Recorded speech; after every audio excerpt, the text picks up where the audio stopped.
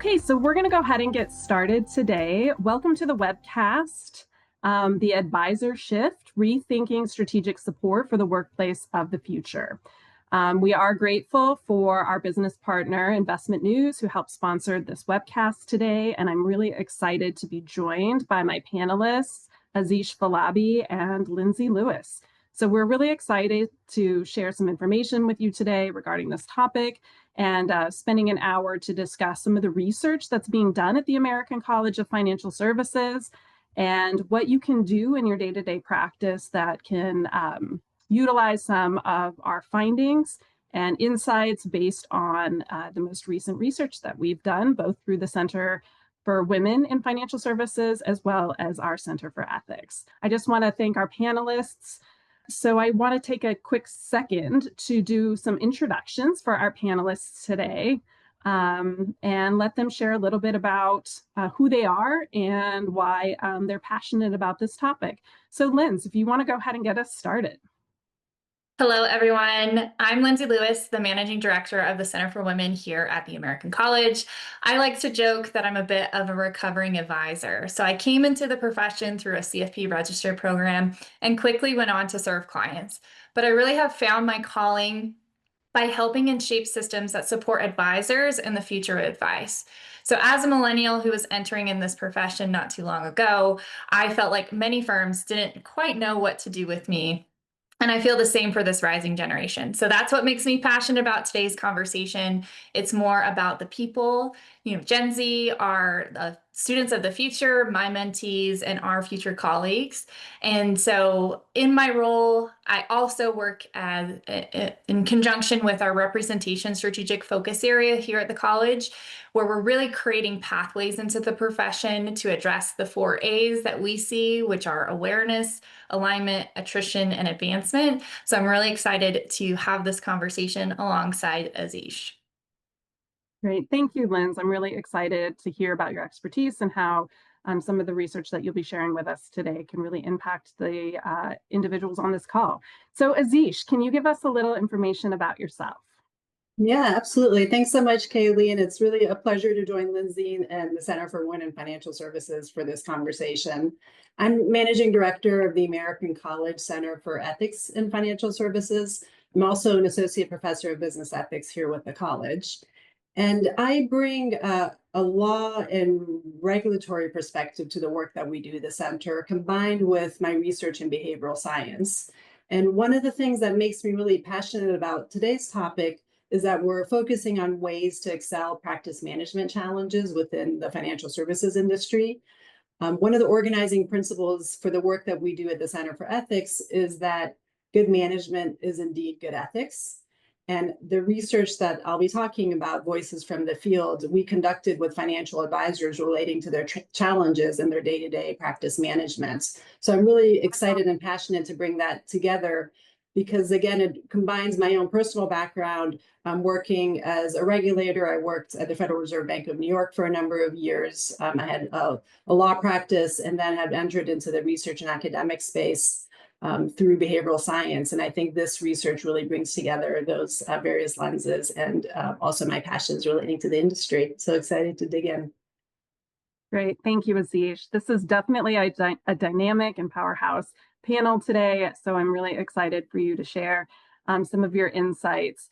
And so with that, I think we really need to talk about the landscape first. That kind of sets up where we're going to go with some of the research as to what's happening within the industry, both in terms of like the advisor space and for future opportunities. Linz, can you really shed some light on why right now is a prime opportunity to recruit new talent, specifically Gen Z, into financial services, and what is the industry's landscape and how should we keep that in mind when thinking about recruitment?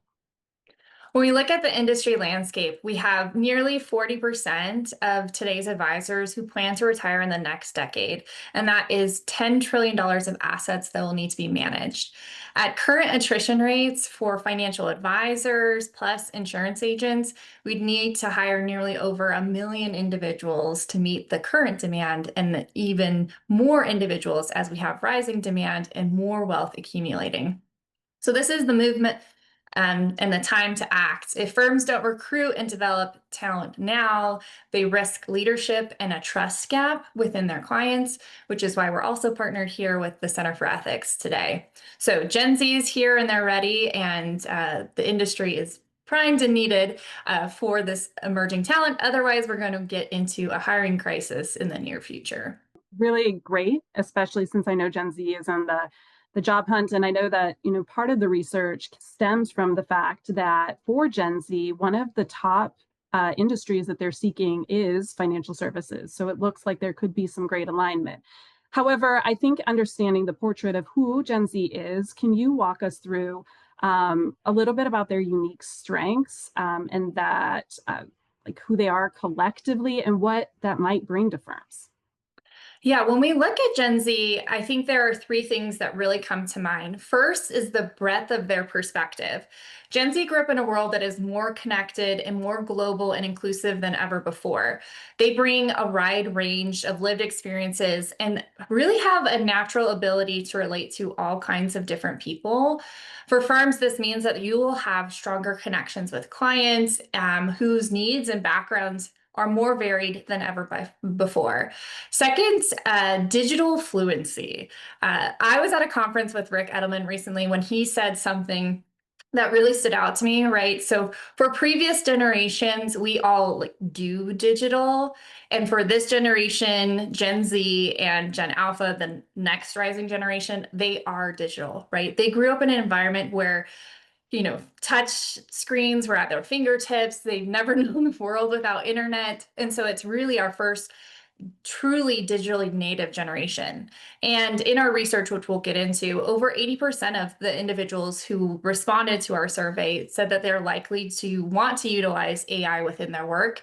And they don't look at technology as replacing the human advice, but a way to extend it, which this rising generation is really positioned to help firms integrate new technology tools and improve both efficiency and the client experience. And third, this generation is so ambitious. So of our respondents, over half of them want to be in executive roles within 6 to 10 years, which, yes, you heard that right, within the first 6 to 10 years, which is very ambitious. And a third of them want to be in managerial roles within the first 5 years. So they really have a drive to be bold, which is exactly what this profession needs moving forward. So combined their ambition with their need and want for continuous learning, we have a group that could really accelerate change and innovation for firms. So as we create transparent pathways for them, you're going to increase growth. So when we're talking about Gen Z, we also have to think beyond just our new hires, but we also have to think about the client base that will also be the future that we're looking at. So think about what you are doing within your firm to help attract this rising generation. No, that's really great insight. I love that you brought up this the technological natives, especially since we are seeing such a transition to utilizing AI within the industry. And I just will toss out a quick plug, although it's not part of this webcast. We do a lot of AI work at the institution. In fact, Azish on this call does a lot of work around AI and ethical uses of AI within the industry. And so I think that if you're interested, do stay up on some of our content, because we do talk a lot about, that transition to AI and that technological space, in addition to, other things that we offer at the college. But I love that you brought that up, especially as we see that changing landscape within the industry. And I think it's important to note that you had a research fellow, Alicia Cook, who worked with you closely on a research project that surveyed over 1,100 Gen Z individuals. So those aged between 18 and 27. They had taken the survey, and it sounds like you split them up. So you have those who are interested in the industry. So they already have like a natural interest. So they would be your low-hanging fruit, especially for firms. If they were looking to hire Gen Z, this is definitely the population that you're looking at some of their characteristics or what they're looking for, correct? Correct. Yep. So we have two segments that we reviewed, right? Those aspiring to be in financial services and those with fewer than 3 years of experience. Okay. And the methodology and the thought process there was, what are the gaps that are happening with those who are aspiring to enter in the profession and those that have already been within the profession? And then what can we learn from the differences or the similarities of the two?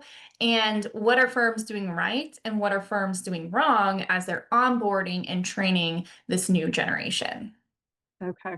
Well, with that, can we go to the next slide? Because I know some of the findings that came out do kind of show some of the motivations that and the motivators for Gen Z and also some of the barriers. Can you walk us through a little bit of those who are interested in financial services around these issues and then those who are employed? Yeah, so the top motivators are pretty clear for those that are interested. They're looking for competitive pay, work-life balance, or like I like to say, work-life integration, because I don't know if balance really exists, and job security. So where they're feeling some barriers to entry is that they're needing years of experience or training, and then they're not getting a job because they don't have the experience, but yet you need the experience to get the job, right? So we're having this catch-22 here. For those folks who are employed, right, they still value that work-life balance or integration, but they're really wanting to hone in on their skills and the ethical practices, and they want to move up the ladder. They're really ambitious, like we mentioned, right? They want to move into executive level roles and managerial roles, and they still have similar top motivators to those who are aspiring to be within the profession. So, Linz, with that in mind, would it be beneficial for companies really to have an onset for those who are looking to join a firm or to fill out an application or go through some recruitment process that they know or have some kind of training development that's very detailed and listed that has like a skill development and a trajectory for that? As we learn in the next slide, right, training and development is so vital for this generation. If they have a bad experience, the tenure that they would like to be in the profession shortens exponentially, right? And so it is really important to have those opportunities. Also, I think it's important how job descriptions are written. We have additional research here through the Center for Women around traits of successful financial professionals. And 60% of successful financial professionals get into this industry to help and serve people. However, if you read many job descriptions, rarely do they have those attributes within there. And frequently we find that folks are just waiting for a lot of inbound individuals to apply to them. And then they're getting specific demographics of folks and they're really wanting perhaps a more diverse population or different identity groups. And so it really is having different entry points, right? So maybe there's internship programs that move into full-time roles and you can test things out and try different opportunities. So training and development is absolutely important for this generation, and we're going to talk about it next. All right, so next slide, because I would love for you to share a little bit more about the data that came out of your research. Yeah, I think part of this, we were looking, like hoping that we get like something that's totally revelatory and different. But what we're finding is that how important training and development and education is for onboarding this generation. So when we're looking at our populations, remember we have those that are aspiring within the profession or coming into the profession, and we have those with fewer than 3 years of experience. So of that population, 1 in 3 feel like their onboarding was ineffective. And 1 in 4 feel like the training is ineffective. And 1 in 4 feel like the expectations are unclear. And then if you get into our other identity populations, especially Black advisors or Black financial professionals, the ineffectiveness of onboarding, training, and communication is even higher, right? So one key takeaway for anybody that's on here is really the importance of your first 90 to 120 days of onboarding an employee. How are you doing this in an effective way? Frequently, they'll think like, well, you read it in the intake form and you read it in compliance and that's good to go. But having frequent circle backs, loops, understanding where there might be disconnects, and really having a formal training program and process in place. What we've found, or what I've seen anecdotally, is that if an individual is going through perhaps like a more home office model, they might have more of that on high touch training and development. But if you're an independent advisor, or you run your own RIA, or you don't plug into specific resources, perhaps that training and development isn't as specific. So they really are, they as in Gen Z is really motivated by performance and understanding how they are doing within their performance. And so having clear mile markers and timelines and time stones, and really understanding what promotion ready looks like, or job readiness looks like, having clear examples, clear communication is so vital for this aspiring generation of financial professionals. No, that's really incredibly insightful, especially because I know later in this chat, we'll talk a little bit more in depth about communication. And I really appreciated the fact that you brought up this idea around loops and feedback loops, and that consistent conversations that happen through that development stage, particularly in those first 3 years. And I'm excited. I know Azish will talk a little bit about what she found from her advisors that she interviewed who have a lot more tenure within the industry compared to this Gen Z population that we're looking at, and similar findings or suggestions that they would have in terms of these onboarding processes. So that is really incredibly insightful. Before we shift to hear a little bit from Azish and the research they're doing over at the Center for Ethics, I really want to just open it up for you. I know that you not only serve as the chair and the managing director for the Center for Women and serve on our representation strategy for the American College, but you also work on the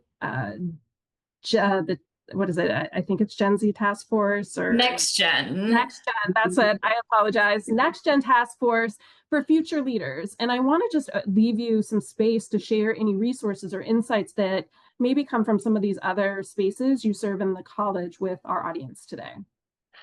Yeah, first and foremost, when it relates to this Gen Z research report, keep your eyes out for those that are listening. We'll be releasing mid Q4 2025. And this really is comprehensive of many identity populations, which it touches on this next gen group: women, Black advisors, Asian, Latino, etc. So just keep your eyes out for that. Second, for the Women's Center, we do have the Women Working in Wealth workbook, which we'll get into a little bit later, the importance of mentorship, sponsorship, and understanding your role as a leader within your organization, or if you're aspiring talent here, right? Knowing how to find mentors and sponsors. So that is another resource we have for you. And then within the Next Gen Advisory Task Force, this task force was developed to keep innovation in mind as the college shapes its strategy as it relates to representation moving forward. If you are familiar with the college's strategy, we have a 3-pillared approach. We have our retirement strategic focus area, specialized knowledge, and representation. And we're really focusing on the pathways to the profession for these emerging advisors and emerging financial professionals. And our Next Gen Advisory Task Force is really helpful in informing the board of trustees and other individuals within the executive leadership team here at the college. And so we actually are opening up applications for our Next Gen Advisory Task Force for our 2026 cohort. Opens up October 1st. So if you connect with me on LinkedIn, then you'll see a post and you'll be able to apply to see if you can be a part of that Next Gen Advisory Task Force. So it's absolutely incredible that the college does put a lot of effort and support into these strategic focus areas that we have. And we do this through some volunteer groups as well. That's great. Thank you, Linz, for that information. So we've heard a lot today about why Gen Z joins or is interested in joining financial services, and where some of that early friction kind of appears. I think it's important that we need to keep them and protect our client trust, that it's important to design incentives and daily decisions that align within the industry. And so, Azish, let's bring in the advisor perspective from your interviews that I know looked at and interviewed individuals who had years of service within the sector. So Azish, from your interviews with the practicing advisors, what ethical tensions show up earliest for new advisors? Yeah, absolutely. Thanks so much, Kaylee. And that was a fascinating discussion around Gen Z, and we'll definitely see the overlay with the work that we've done at the Center for Ethics. So first, I want to share a bit about the research methodology for this paper. It's called Voices from the Field. It's already out and available on the college website. This is a project I co-authored with the Center's Senior Director of Research and Operations, Domarina Oshana. And the research approach that we took, it's a qualitative research design.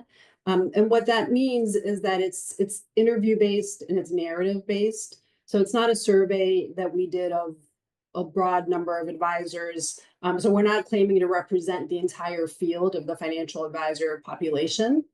But we did work carefully to ensure that the people that we interviewed are bringing diverse perspectives. And we did this by working with advisory council that had industry representatives as well. And the diversity we were looking for included the types of financial professionals represented. So we have broker-dealer employees, we have independent RIAs, insurance agents, home office employees. We also had other aspects of diversity, demographic factors that we were looking for, including gender, age, and ethnicity. And we think that the narrative approach is important as a foundation.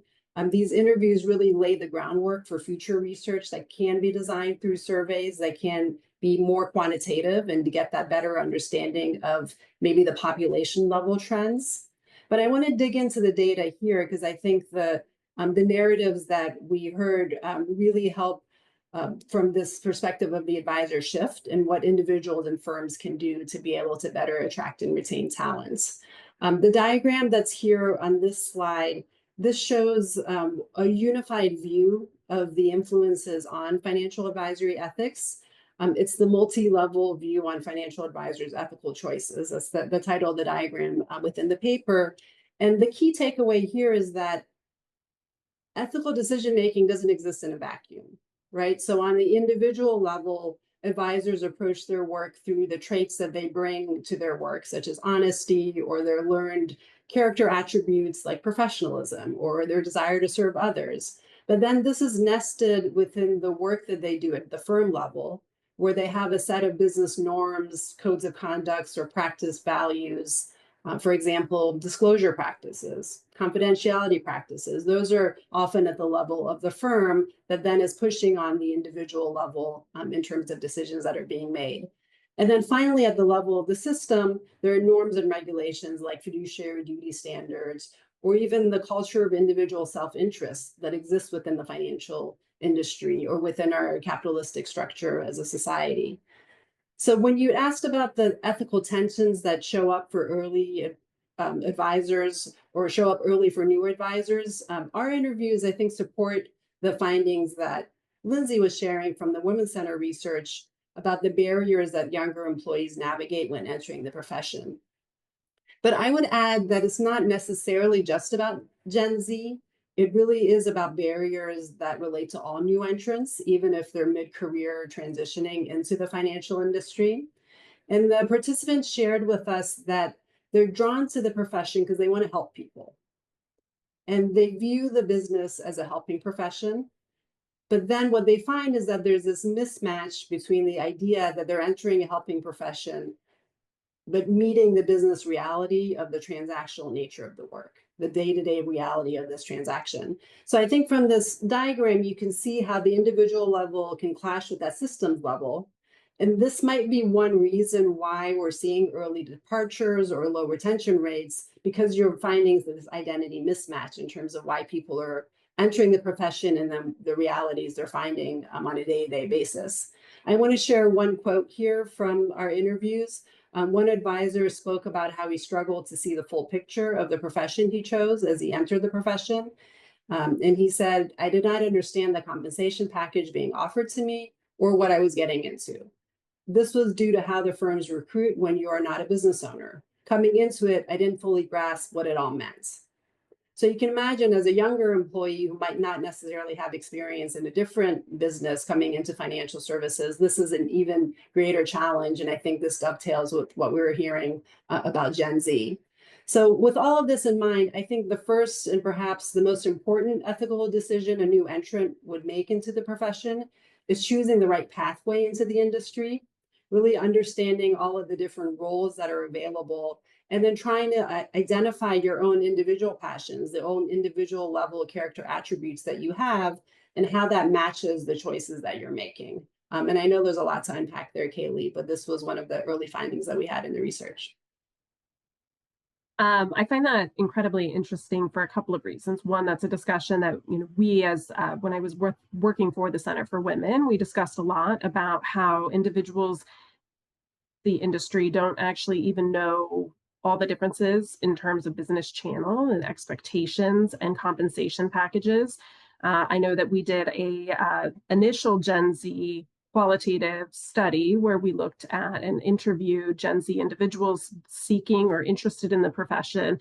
And one of the factors was that compensation piece that you're talking about, and how they needed a base pay, that they would not actually start within the industry without a base pay because of the high cost of living, that the expectation around student loan payments and some of the challenges, at least to start, in that expectation around getting paid and then feeling like they had to make, quote unquote, had to make sales.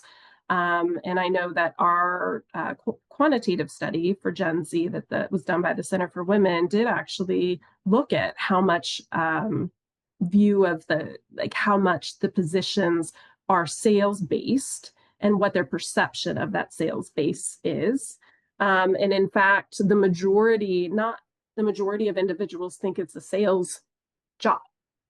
Did you hear anything from your respondents regarding that conflict between, feeling like they have to be pitchy or salesy, and then also, that helping, and maybe if there's a conflict there?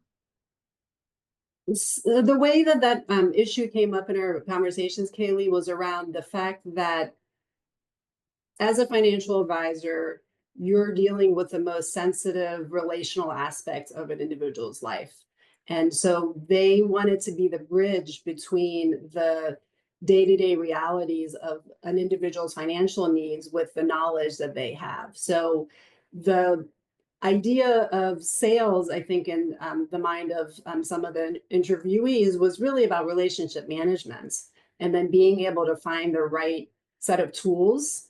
And once you are able to do that in a trustworthy way and in a way that is consistent with what you truly believe to be in the client's best interest, then it doesn't necessarily get to this feeling of sales, but really of an alignment with helping financial well-being. The flip side to that is that the industry overall, and this is not by design, this I think is a blind spot over years and years of practices being developed in a certain way, makes it hard to navigate that path to find that simple alignment for the clients.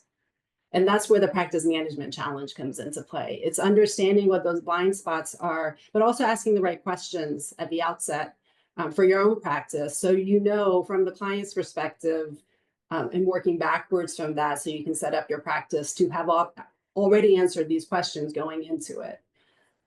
So again, a lot to unpack there, but I think there are a few blind spots that can be brought into the light, so to speak, to be able to address that challenge. No, that's really incredibly helpful. So actually, that's a really great segue as we talk about those blind spots into our next slide, which we kind of address some of these categories, thank you, of ethical challenges. And with that, you did talk a little bit about that blind spot or those gray areas. If we want to grow or feel more confident, or maybe even prevent some of these new entrants into the industry from leaving and reduce attrition, what incentives or types of governance changes, tweaks that we can make that might reduce some of that friction from the start? Yeah, absolutely. Great question. So this slide is addressing the top categories of ethics challenges that we heard from our population that we interviewed. And to reduce the gray areas, I think, to answer the question simply, is that practitioners need to focus on conflicts of interest. So this slide here shows the top 3 ethical challenges that we heard. These were the ones that were most often repeated by these participants. So it's not necessarily a view on these being the only ethics challenges within the industry, But the first one we heard about was conflicts of interest due to the compensation structures, which we'll talk about in a bit more detail. The second is inconsistencies relating to fiduciary duty. And this has become increasingly complex because the regulatory infrastructure has evolved and continues to evolve. And you're seeing firms and individuals who are hybrid in terms of wearing different hats for different circumstances. So then they have to further navigate which hat they're wearing or what rules relate to the work that they're doing on a day-to-day basis sometimes. So thinking about all of that complexity is an important part of trying to understand the mindset of the advisor when you're thinking about retaining. And then the last one was around constraints due to proprietary products within firms and the relationships an individual advisor might have with that firm. So to answer your question about the gray areas, these represent the areas where the advisors told us they have the hardest time navigating ethical dilemmas. So where they're dealing with the sensitivities and circumstances on a day-to-day basis, and they can't necessarily find a way to make everyone better off. And that's really a true ethical dilemma. That's the definition of an ethical dilemma, right? How do you balance all of these different stakeholder needs? So in practice, it's really difficult to remove these gray areas in financial services. So this is why having a solid foundation of ethical practices is very important. And I know we'll talk about solutioning towards the end of the webcast, but concepts like transparency and disclosure, but also having effective knowledge of the products that you're responsible for, especially when they're highly complex. Being able to feel confident in your own knowledge relating to your practice, I think is really important and came out in our interviews as well. You'd asked about governance tweaks, so I'd like to highlight one area of focus from this slide relating to conflicts of interest, which usually appears in the compensation practices. All compensation approaches will have conflicts of interest. It's really difficult to completely eliminate a conflict in the industry. And it's important to keep in mind, though, that some compensation models will have more behavioral risk associated with the model. So we're not eliminating a conflict of interest, but we're navigating the behavioral risk related with that conflict. So I'll just give a really high-level overview of this idea. Financial professionals get paid through myriads of approaches. I won't try to name them all, but typically it's commissions through sales, fees for planning or consulting services, or maybe fees based on assets for investing client assets. Some advisors, as you mentioned, also have salaries from their employers. Some advisors or their firms receive third-party compensation. So a governance tweak is to analyze whether the goal setting within the firm is impacting the behavior of the advisors. And then to further analyze the compensation structure relating to those goals and how it's impacting your recruitment and the demographic aspects of it. So there's more detail to discuss around this, but I think, and when I think about governance, I think about analyzing some of these behavioral risks and incentives. Even if you're living within a compensation model that you know has a lot of conflicts, it still provides opportunities to work on the governance to adjust the risk. Even if you feel like you can't change the compensation model, doing the good work around governance is really important. No, that's incredibly insightful, at least when we think about some of the challenges. Did any of your interviews talk about some of the behavioral differences that they would have made or did make based on, some of the challenges or their compensation model or expectations or some of their benchmarks that they had to meet? We heard a number of stories about advisors, particularly the more senior advisors, who felt that early in their career they had to learn the hard way, essentially, to go through certain practices and to have things not feel right, to not sit right with them. And some of them decided to leave and create independent practices to find their own space and be able to work within their own values. That comes with another set of questions around governance as well. But I think that the opportunity it provides is, again, around education and some of these mentoring opportunities that Lindsey mentioned, because we do now have a body of knowledge and a body of practice where maybe 20, 25, 30 years ago, we didn't necessarily have that experience around how to be able to put in place good governance and good education and training. I think being able to benefit from what we know and help younger advisors is really important. That's incredibly insightful. Thank you, Azish. As we were talking about compensation, it does kind of bring up a little bit of the Gen Z research and the questions around pay. And Linz, I would love for you to kind of tie some of the information that Azish was sharing with us in her research to the Gen Z compensation story. And what mix is attracting them at entry, and does that change or shift once they're inside the industry, even for those 1 to 3 years? Yeah, for folks at entry who are interested in financial services, about 44% of those told us their salary was their top priority. And for those who are in industry, that number is lower. But that does shift once they start getting their legs underneath them, right? So performance-based bonuses or incentive comp becomes more attractive as they have more tenure within the industry.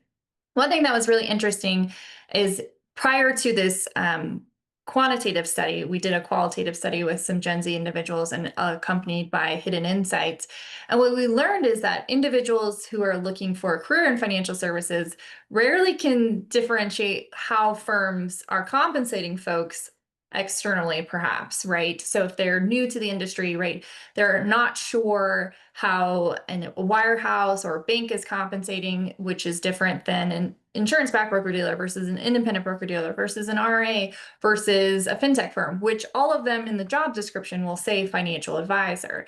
And as Azish pointed out, there are a variety of modalities of how people are compensated. And where we find the biggest mismatch in anecdotally and within this qualitative study is that there's a mismatch of what I like to call income risk tolerance and income risk capacity. So regardless of where they're at within their generational divide, right? Income risk tolerance versus income risk capacity. We assess this or risk tolerance with clients, but how are we doing this within our own profession? So if you look at income risk tolerance, how comfortable am I if my paychecks vary week to week or quarter to quarter, right? Do I need $2,000, $2,000, $2,000, or can I have, 1,000, 0, 8,000, 0, right?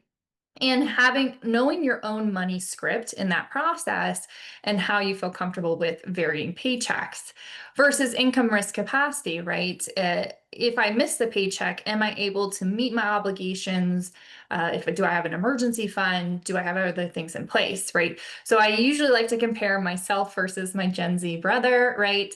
I'm a parent, I have 2 children, I have healthcare needs, daycare needs, etc.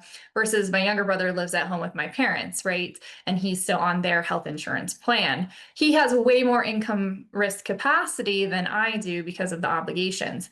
So where I might land up within the financial services landscape could be different than where he lands up. Or, it's that kind of that mix of that income risk capacity and income risk tolerance. And so that's what we see within this quantitative study, right? Is that on the onset, salary seems really important because we need that stability. We have student loans. We're not really sure about what the job entails, but then wanting to move through that spectrum and being informed on the front end, is this firm part of protocol? Is it not part of protocol? What does this look like in compensation? Can firms adapt and mold my career path to perhaps be overweight salary and then gradually overweight towards other incentive comp models? And so really thinking through that, and it pairs really nicely with the research that Azish did, where it's like making sure advisors are in a channel within the landscape that matches their income risk capacity and income risk tolerance. Incredibly helpful. Do you think that those entering into the sector, or even those who are starting out, are even aware of the different? No. So what was really interesting with the research, the qualitative research that we did, we actually interviewed individuals who had many years of experience within financial services and those that had no experience in financial services. And it was fascinating because many of them still had a hard time, like the name of a firm, like where does this fit within the financial services spectrum and how are people compensated? And then within certain structures, they can have different compensation for different types of advisors, or there's sub DBAs or sub products or policies or things that are in place. So that goes back to Azish's governance point, where you need to make sure that it's clearly communicated to the folks that are within your firm. But externally, especially for individuals who are career changers or wanting to enter the profession, it is very hard to navigate and very unclear, which is why we're in the process of developing a course around the landscape of financial services so that individuals and even consumers can be better informed of the types of institutions that are serving their clients and how they're serving their clients and how individuals are compensated within their practice. Because ultimately, right, people are here to help and serve, and they really do want the best outcome for their clients. They just need that alignment of how they're compensated and how they're giving advice. No, that's really helpful, especially because we do see it as about serving and finding purpose in their positions. But you bring up a really great point, really, about transparency. And I think, Azish, you have some information from your research that kind of lends itself to that idea around transparency and being very clear. And as we kind of look through values of our advisors, my question is what values, Azish, do practicing advisors say must be honored to maintain that client trust? And how should firms operationalize those values in everyday decisions? Yeah, absolutely. So this slide here summarizes the top values that advisors shared with us in our interview discussions. And as I mentioned earlier, advisors come to the profession because they want to help people. We capture that concept here on this slide through the idea of beneficence. They have a heart for helping people in this relationship-oriented mindset. The other top values that were expressed were around integrity, as well as honesty and transparency. And the more senior advisors, they shared that they learned over time that their word is their strongest asset. And so protecting their reputation by demonstrating trustworthiness can be really important.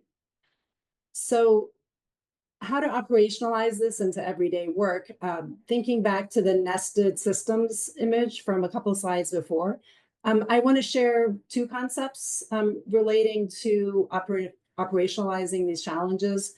One is to have what is known as a learning organization. And this is a concept that comes from the social science research. It's not just about providing incentives for people to seek education or providing training, but also about the culture of the organization. So allow people to make mistakes and use the mistakes as a learning opportunity, not necessarily as a firing opportunity, right? Or have a culture and a norm where people bring resources or articles for open discussion to meetings. Or you can maybe have book swaps or article sharing norms within the organization. That creates a space that level sets, right? So everyone feels like there's areas where they are experts, but maybe other areas where they're not. And we're constantly sharing information. So when it gets to an ethical issue, that also creates the space to share information and ask questions without making assumptions about what might be the wrong behavior. Another way to think about the learning organization is to find people to serve as coaches and mentors to incoming staff. This is back to basics, but a really hard basic to implement in an effective way within complex organizations, especially ones that are as fast-paced as the financial industry, that are focused on goals. And so if you don't have a goal that's related to mentorship and you're not able to capture that as a reward, it could fall into a blind spot. So that's one category, thinking about learning organizations and how to put in place the right cultural frameworks for that. The second concept I want to share is this concept of the answerable self.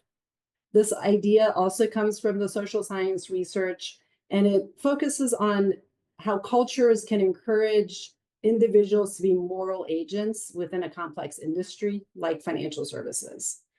And so this is important because, again, as we think about that nesting image from a couple of slides back, and we know that advisors value beneficence, integrity, and honesty and transparency, Not every single advisor necessarily comes to the industry for the right reason, but I think the majority do because they really want to help people. So they have this moral agency within their own individual day-to-day compass.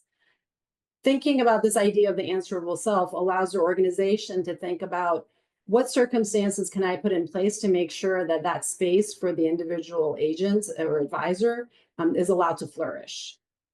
And so you want to be able to have a morally questioning environment and giving place and space for people to be critically self-reflective, and to be able to raise questions in an open culture that allows them to reflect on their own values. So in other words, you don't necessarily have to tell them what the value is, but if you give them space to be self-reflective, they'll be able to think about, well, how do I navigate this without fear of failure and raise the questions to the right person at the right time? So all of this through education, but also cultural change and cultural dynamics to put into place operationally. I really like that. I feel as though what you're discussing, and correct me if I'm wrong, is really around that trust isn't just about trusting between like I'm a trustworthy advisor and I'm working with my client and they trust me, but that within the broader scope of my employment or my working environment and the culture that I'm working within, that I have the agency and the trust within that to be able to be open with my mentor or colleagues, to be able to share situations that might elicit some type of ethical dilemma or challenge. And Yeah, I 100%. really, and so with that, are firms making any adjustments based on any of this research? Do you see a shift within the industry to really address like some of these challenges that you see both in the research, but also in your experience? I think, to be candid, I don't have data to answer that question. So it would be difficult for me to make a generalized response. Having said that, I think that unsurprisingly, what we see a lot in the industry is a heavy focus on regulatory considerations and compliance considerations. And if we think back to the earlier slides around complexity and navigating complexity in the industry, the layers upon layers upon layers of rules have created a set of challenges that have made things more complex. In addition, there are a lot of different professional association hats, which are doing really good work to be able to instill this identity that we see at the center of this slide. But sometimes what's happening is that there are competing identities. And that competition between the professions is creating conflicting norms that makes it really difficult for the advisors and the firms to be able to navigate this.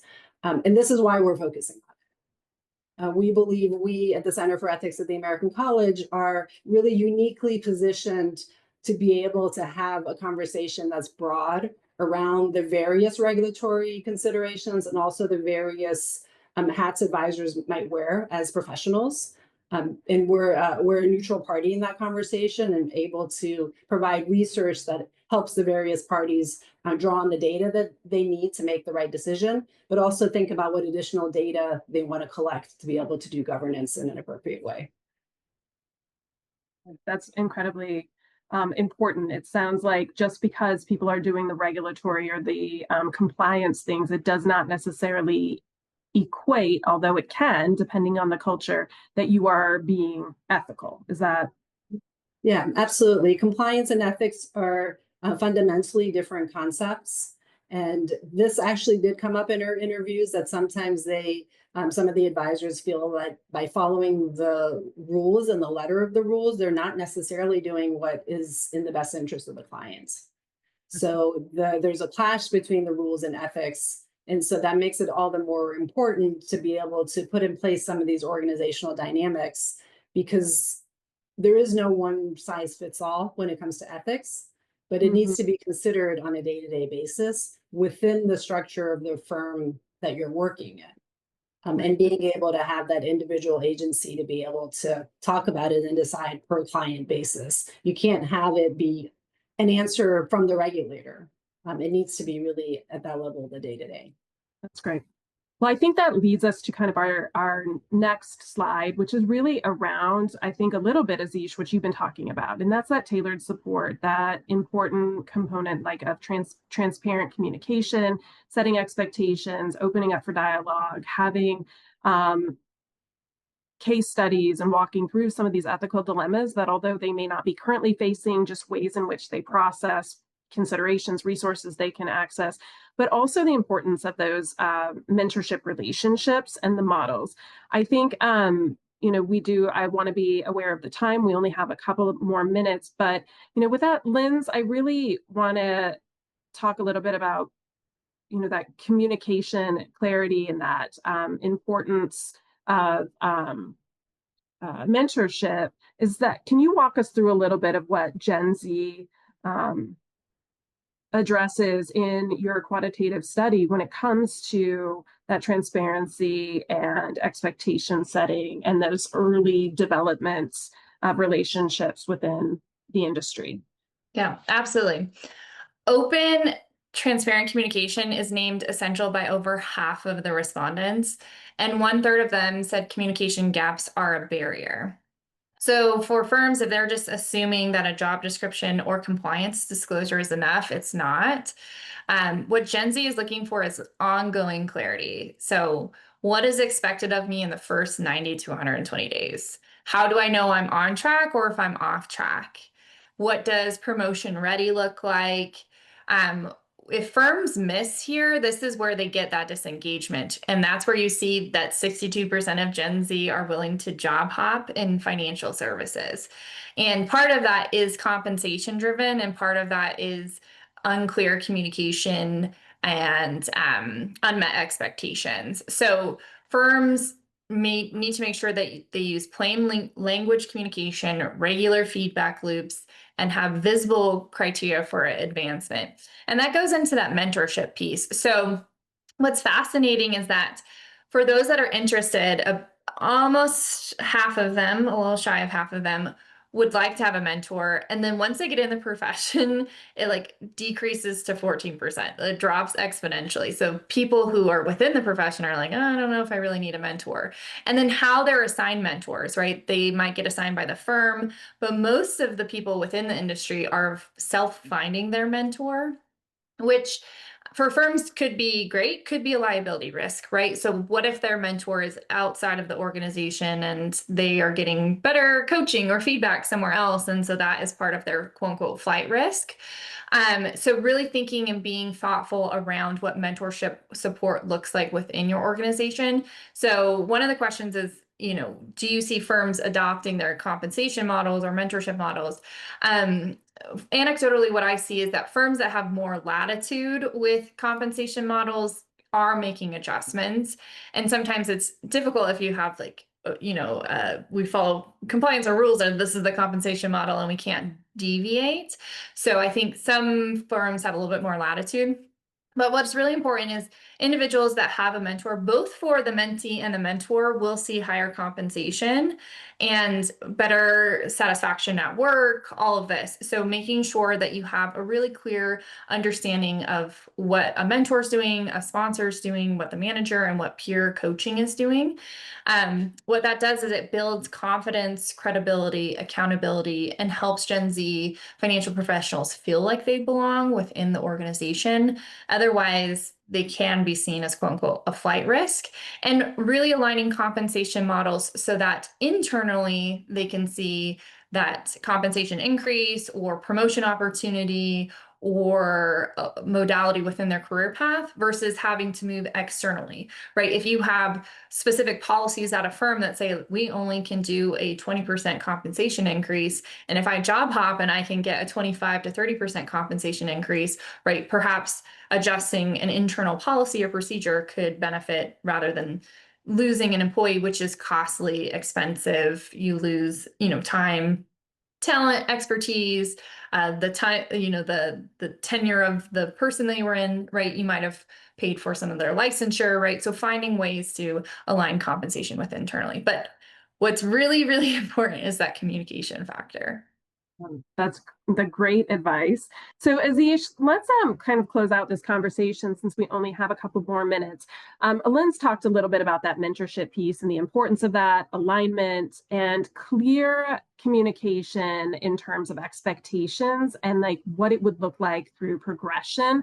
What are you finding both within governance practices or manager habits or leadership habits that are keeping these ambitious advisors moving up and staying at their firms whilst keeping clients first and meeting some of the ethical challenges that they're faced with?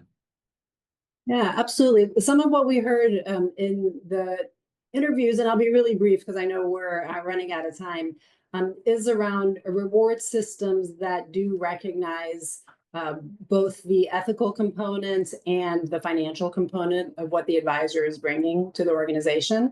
And some advisors have left their organizations and become independent because they didn't necessarily feel that they could see that within the firm. So from a retention perspective, truly critical reflection on how at the level of the organization, the governance systems are aligning around these, I think is important to be able to retain advisors that are not only high performing from a financial perspective, but also from a trustworthiness perspective and being able to keep clients without that regulatory enforcement or lawsuit risk that might come with it. I wanted to also take the opportunity to mention that because of the interviews that we've been conducting and some of the feedback, we have opened up our trust certificate program to cohorts of financial advisors. So this is the first time we're offering it to financial advisors. The QR code here is the link to our open enrollment, which is open right now. It's a live program. It's 6 hours of education across three different sessions, so 2 hours for 3 different days. And we really think that from what we've learned from these interviews, having this space for a conversation relating to ethical dilemmas was one of our key takeaways, that people want more communication, as Lindsey has mentioned, but also need this space for self-reflection around what they need communication around and how they want to be able to address the common ethical dilemmas. We have done other research on trust and financial services that we're bringing into this program, in addition to what some of what I've shared with you today. So I wanted to be able to mention that for anyone who's interested, and they can always feel free to reach out to us at the Center for Ethics for additional information. This is, again, it's live and the information is available currently on the website. With that, Linz, can you give us like 2 rapid fire things? Like what can people take away right now? For those at firms, designing the first 90 to 120 days is so important. Make sure you map out a career path for Gen Z folks, invest in micro learning opportunities and feedback loops. The onset opportunity for training and development really does change the trajectory of someone's career. So how important those first experiences are really does impact financial services profession at large. That's great. And Azish, 2 things people can take away right now. Find ways to create a learning organization and analyze your compensation systems to put in place good governance practices. Great. Thank you so much to our panelists, Linz and Azish, and InvestmentNews, who sponsored this webcast, and our team at the American College, and all the work that's being done, and all of our individuals who attended this webcast. We wish you the best afternoon, and feel free to reach out. Find us on LinkedIn if you have any additional questions. And again, thank you so much. Thank you, Kaylee. Thank you. Expand your opportunities at theamericancollege.edu.